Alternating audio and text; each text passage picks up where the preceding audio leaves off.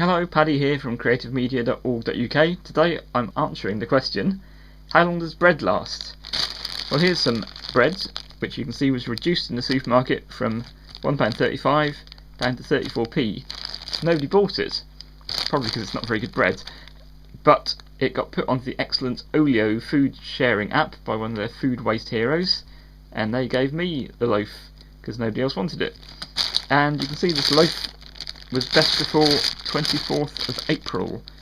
Today is the 15th of May, so it's 3 weeks after its best before date, and the bread is still bendy and squishy and smells fine. There's no specks of mould on it, which is the thing to look out for. No mould at all, tastes fine. So I'm going to make a sandwich with it in a moment, and I think that goes to show that bread lasts a lot longer than you might think. I've kept this in the fridge wrapped up in its bag, gradually eaten my way through it, but it's fine. Once you start seeing little green specks of mould, then is the time to eat up the bread quickly, which you can do with a bread and butter pudding. You can make a savoury version of a bread and butter pudding as well, but I've got a recipe for a sweet one here on my channel.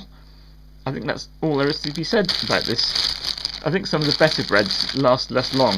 This alleged farmhouse bread has probably never been anywhere near a farmhouse, but I don't want to upset the Warburtons people.